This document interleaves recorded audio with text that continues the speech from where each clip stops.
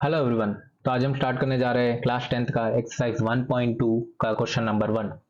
ये एनसीईआरटी का new updated book है जिसमें 1.2 एक्सरसाइज में आपको प्रूव करना पड़ेगा root 5 is irrational numbers. Okay, our first question is prove that root 5 is irrational numbers. तो इसको इरेशनल प्रूफ करने के लिए आज हम बहुत ही सिंपल और स्टेप बाय स्टेप मेथड देखेंगे इसे कैसे प्रूव करना है। ओके, तो सबसे पहले मैं आपको बता दूं, मैंने ऑलरेडी फर्स्ट वीडियो में अपने अपलोड किया था जिसमें मैंने बताया था कि इरेशनल और रैशनल नंबर के बीच में डिफरेंस क्या होता है। ओके, तो इरेशनल नंबर की बात थोड़ा सा समझ लेते हैं यहाँ पर कि इरेशनल नंबर क्या है और रैशनल क्या है, उसे कैसे समझा जा सकता है। ओके, तो सिंपल में पहले मैं बता दे रहा हूं कि किसी भी नंबर को, ओके, किसी भी नंबर लेट्स से 5, इसको अगर मैं फ्रैक्शन के फॉर्म में लिख सकता हूं, ओके, अगर मैं p बाई क्यू के फॉर्म में लिख सकता हूं तो ये नंबर रैशनल नंबर होगा। अगर मैं नहीं लिख सकता हूं तो ये क्या होगा, इरेशनल नंबर होगा।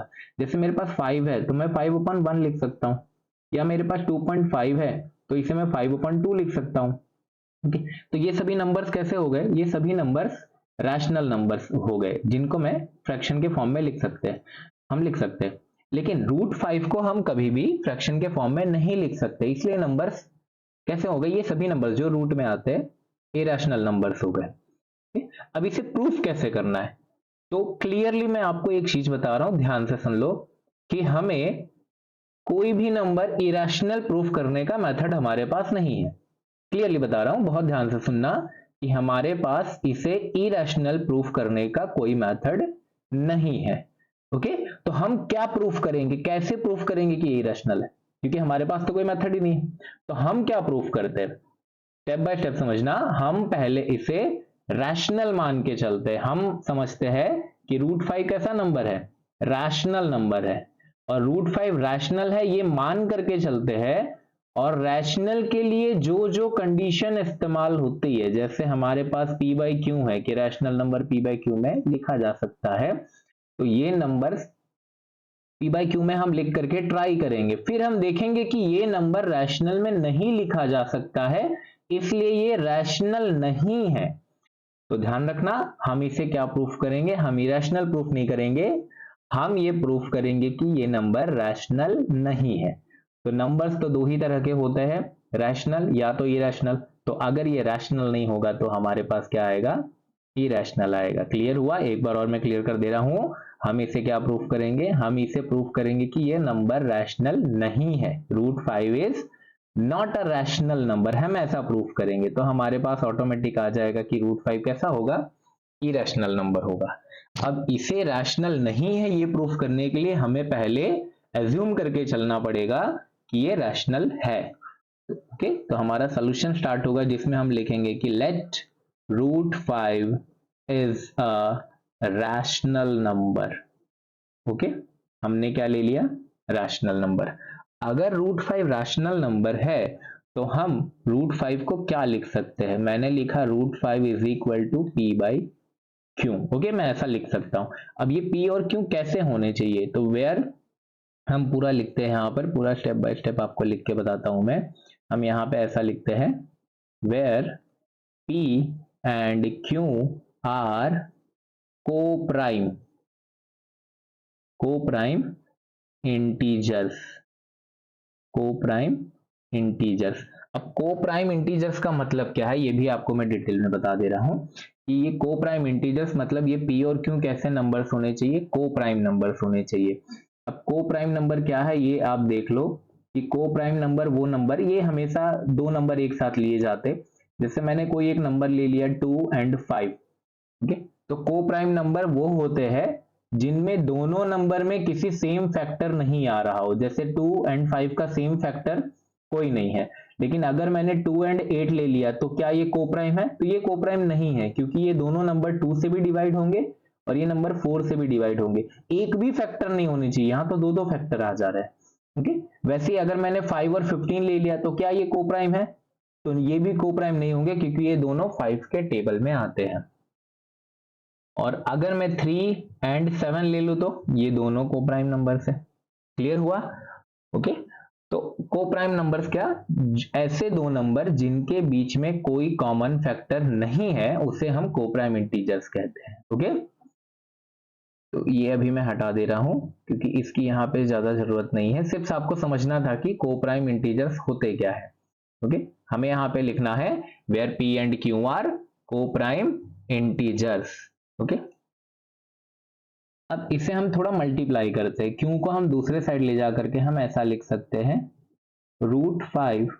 ओके, अब उस साइड ले जाने से पहले ही मैं एक स्टेप और कर दे रहा हूं, यहाँ पे हम पहले ही कर दे रहे हैं squaring both side, squaring both sides. Okay, ये हम बाद में भी कर सकते हैं बट हम यहाँ पहले ही कर दे रहे हैं। तो √5 को हमने क्या किया, स्क्वायर कर दिया, और यहाँ पे भी हमने p/q को क्या कर दिया, स्क्वायर कर दिया। देखो रूट, हमें सबसे बड़ा प्रॉब्लम यहाँ पे रूट था, तो हमने रूट को हटाने के लिए स्क्वायर कर दिया, तो अब वो रूट हट जाएगा, तो अब वैल्यू क्या आ गया, 5 आ गया। ओके, 5, और यहाँ पे आ जाएगा p² अपॉन q²। अब हम q² को उस साइड ले जा करके मल्टीप्लाई कर सकते हैं, तो 5q² is equal to p²। ये हमारा एक इक्वेशन बना। अब इस इक्वेशन को बहुत ध्यान से समझना, मैं जो कहने जा रहा हूं कि यहां पर q² को 5 से मल्टीप्लाई किया गया है, तो हमारे पास आंसर क्या आ रहा है, इक्वल टू करके p²।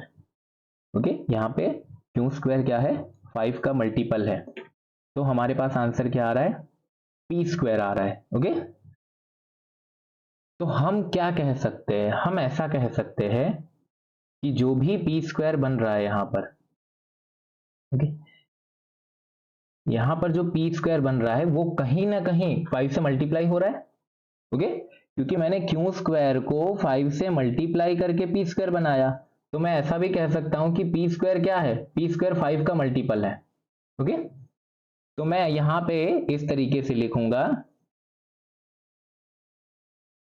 p² is divisible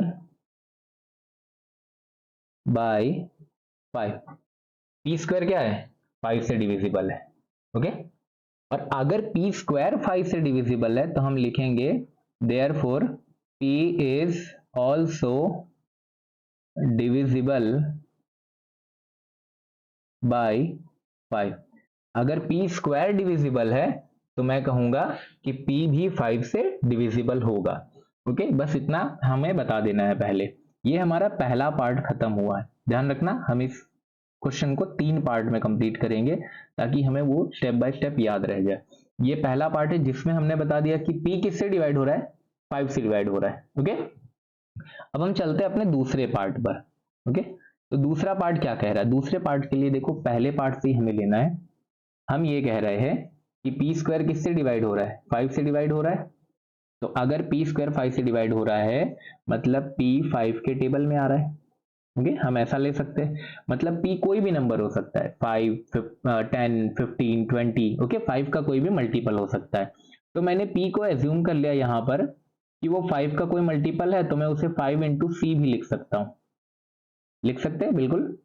where c is some integer, where c is some integer.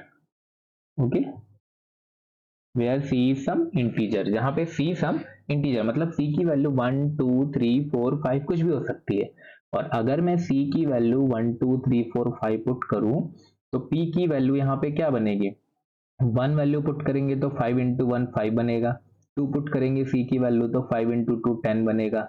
Okay, मतलब अल्टीमेटली हमारा यहाँ पे जो कॉन्सेप्ट था कि p इज डिविजिबल बाई 5, वो हमने यहाँ पर लिया कि p 5 से अगर डिवाइड हो रहा है तो 5 का मल्टीपल भी होगा, लेकिन कौन सा नंबर है हमें नहीं पता है, इसलिए हमने उसे 5 इंटू सी लिख दिया है। क्लियर हुआ। अब इसे हम पुट करेंगे अपना इस इक्वेशन नंबर 1 में, इसे हम इक्वेशन नंबर 1 दे देंगे। ओके, इसे हम लिखेंगे putting in equation 1, putting in equation 1, equation 1 में हम पुट करेंगे, तो इक्वेशन 1 को मैं लिख ले रहा हूं 5q² equal to p²। Okay, तो 5q² और p की जगह पे मैं ले लेता हूं 5c का होल स्क्वायर। देखो पूरे p का स्क्वायर हो रहा है और p की वैल्यू 5c है, तो हमने पुट कर दिया।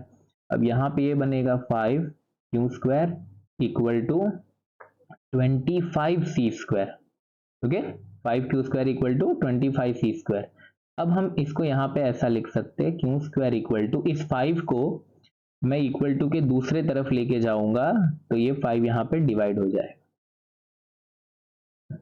और इस 5 से इस 25 को कट करेंगे तो 5 आ जाएगा। ओके, तो क्यू स्क्वायर की वैल्यू क्या आ गई, Q square is equal to 5 C square. Okay, C क्या था, सी इज सम इंटीजर, ऐसा था ना, हमने सी क्या लिखा था, सी इज सम इंटीजर लिखा था। ओके, तो अब देखो हमें एक चीज और मिल गया है कि क्यू कैसा नंबर है, क्यू स्क्वायर कैसा नंबर है, क्यू स्क्वायर क्या है, 5 का मल्टीपल है। सी क्या था, सी हमारे पास कोई नंबर था, इंटीजर था, हमने यहाँ पे लिया था सी सम इंटीजर। ओके, तो सी सम इंटीजर, अगर सी की वैल्यू 1 2 3 4 5 ऐसा कोई नंबर है, कोई भी नंबर हो, और 5 उससे मल्टीप्लाई हो रहा है, तो क्यू स्क्वायर की जो वैल्यू आ रही है वो 5 से मल्टीप्लाई होकर के आ रही है। मतलब हम ऐसा लिख सकते हैं कि क्यू स्क्वायर अगर 5 से मल्टीप्लाई हो रहा है तो हम लिख सकते हैं Q square is divisible by 5। Q square कैसा है, 5 से डिवाइड हो रहा है। अगर क्यू स्क्वायर 5 से डिवाइड हो रहा है, therefore Q is also divisible by 5। Okay, तो क्यों कैसा होगा, क्यों भी 5 से डिवाइड होगा, हम ऐसा कहेंगे। क्लियर हुआ? ओके, अब देखो सबसे जो मेन समझने वाली बात है अभी आपको यहाँ पे समझना है।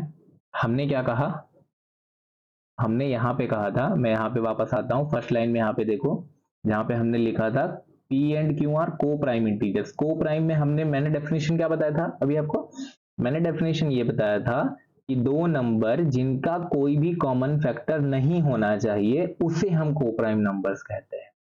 बट यहाँ पे हमारे पास क्या हुआ, हमारे पास P, देखो यहाँ पे जो P आया है और यहाँ पे जो Q आया है, दोनों का कॉमन फैक्टर क्या आया, 5 आ गया।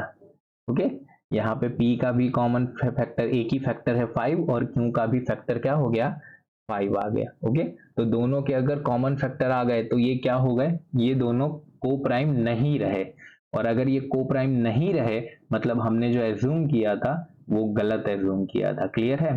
तो आगे का जो मैं स्टेटमेंट लिख रहा हूँ वो लिखना बहुत इंपॉर्टेंट है, ध्यान रखना।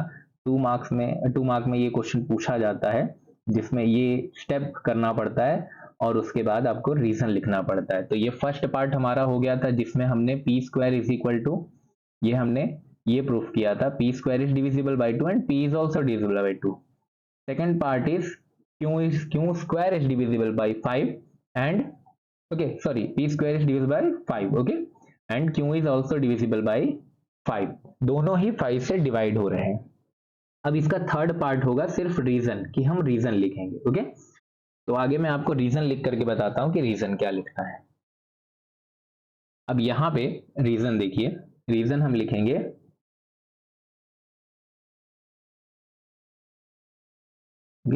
रीजन लिखिए कि 10 5 is a common factor of both P and Q।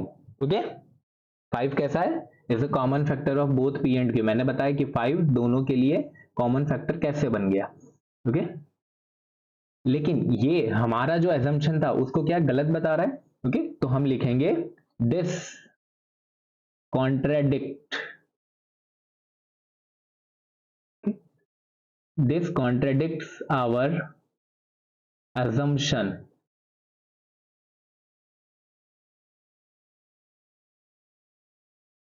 that root 5 is rational। Okay, contradict का मतलब होता है गलत बताना। ओके, ये जो लाइन है कि 5 कॉमन फैक्टर है दोनों का, ये हमारे जो एजम्पशन है, हमारा जो एजम्पशन क्या था, रूट 5 इज रैशनल, उसे कॉन्ट्रेडिक्ट कर रहा है, मतलब उसे गलत बता रहा है। तो अगर उसे गलत बता रहा है तो हम डायरेक्टली रीजन इसके बाद लिख सकते हैं, हमारा कंक्लूजन लिख सकते हैं, hence root 5 is irrational. Okay, ये हमारा हो गया हैंस प्रूव्ड। ओके, इसी तरीके से मैं आपको और भी क्लू बता दे रहा हूं जिससे आप दूसरे नंबर्स के भी बारे में लिख सकते हैं। यहाँ पे हमने जो भी प्रूफ किया है वो हमने √5 के लिए प्रूफ किया है। अगर आपको √2 आ जाए या √3 आ जाए, √7 आ जाए या √11 आ जाए, कोई भी प्राइम नंबर रूट के अंदर में आ जाए और उसे प्रूफ करना हो तो सिर्फ 5 की जगह पे क्या एज्यूम करना है, वो नंबर एज्यूम कर लेना है। लेट्स से कि आपको √2 आ गया है तो √5 की जगह पर √2 आ जाएगा यहाँ पर, और जहां जहां हमने 5 लिखा है वहां पे आपको 2 लिख देना है। ओके, और यहाँ पर हमें 5c जो हमने एज्यूम किया था, ये हमने लेट लिया था। ओके, ये लेट लेके चले थे तो यहाँ पे लेट लिख लेंगे। तो लेट लेके हमने जो 5c लिया था तो यहाँ पे हम 2c लेंगे, स्क्वायर होगा तो 4c आ जाएगा। ओके, अगर 3 होगा सभी जगह पे तो यहाँ पे 3 एज्यूम करेंगे, √3 रहेगा तो 3 एज्यूम करेंगे। ओके, तो यहाँ पे हमारा इरेशनल प्रूफ करने का कॉन्सेप्ट खत्म होता है। ये रीजन आपको लिख लेना है, सभी के लिए सेम रहेगा। ओके, नेक्स्ट क्वेश्चन हम नेक्स्ट वीडियो में कंप्लीट करेंगे। आज के लिए बस इतना ही। Thank you everyone.